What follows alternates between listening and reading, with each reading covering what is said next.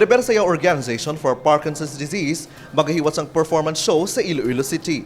Samtang lokal nga pangluhan sang syudad sang Iloilo, nagpangpanghanda na para sa obserbasyon sang Piyesta Minatay. World-class performance ang lauman sa mga Ilonggo para sa palaabuton ng Nobyembre 11 bago sang dance concert nga hiwaton sa Cultural Center sang West Visayas State University. Ang concert may tigulo, Restless Hearts, kag para sa mga pasyente nga mayara sang Parkinson's disease. Para sa choreographer kag director nga si Bereber, katuyuan sang dance concert nga mapalapnag pa ang hibalo sang publiko sa balatian kag paano makabulig sang mga pasyente. I think something that's very important the organization is to spread awareness and also to understand mga carer and anyone that I am here to help.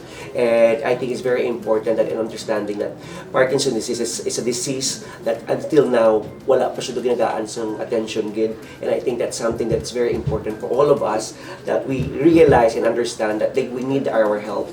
Magluwas sa mga dance performance, may mga guest performers gikan sa Metro Manila. May collaboration naman ang concert sa mga Ilonggo designers nga mo ang nag-ubra sa mga panapton sa mga performers. Nagapati ang nagabugos ang sayaw para sa Parkinson's nga isa sa epektibo nga pamaagi sa pagbulig sa mga pasyente amo ang music.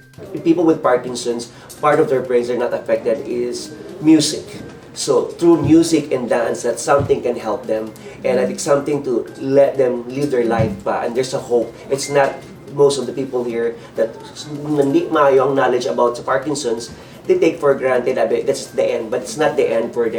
Ang sayaw para sa Parkinson's ang suportado sang lokal nga pangluhan sang Iloilo kag ni Mayor Jerry Treñas bangod sang maayo sini nga katuyuan. Kevin Patrick Kasipe para sa Level Up Patrol. Bukas ang pahanugutan na ang pagbisita sa mga patio sumugod Oktubre 31 tubtob Nobyembre 2. Sa Executive Number 85 nga ginpirmahan ni Mayor Jerry Treñas, ang mga partially kag fully vaccinated ang mahimo makabisita apang kinahanglan nga mag-obserba sang minimum public health standards para malikawan ang paglaptas ng COVID-19.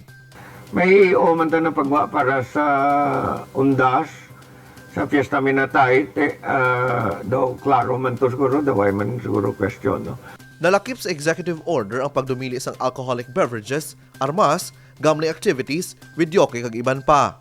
May designated areas naman para sa pagbaliya sang bulak kag kinahanglan magkuha sang special permit gikan sa Business Permits and Licensing Division. Pila sa mga designated area among Rizal kag Osmeña Street sa Arevalo, MH Del Pilar Molo, Isnar kag Aldeguer pakadto sa Rizal sa city proper area kag outside premises sang Haro Plaza. Nagbando naman si Mayor Treñas sa Public Safety and Transportation Management Office o kon PSTMO nga bantayan gid ang mga dalan sa gawa sa mga patio para malikawan ang pag-ugok sang trapiko. Nagpatawag naman sang meeting ang alkalde kaupod ang Philippine National Police para masiguro ang kalinong kagkatawhay sang syudad samtang ginaobserba ang Piyesta Minatay.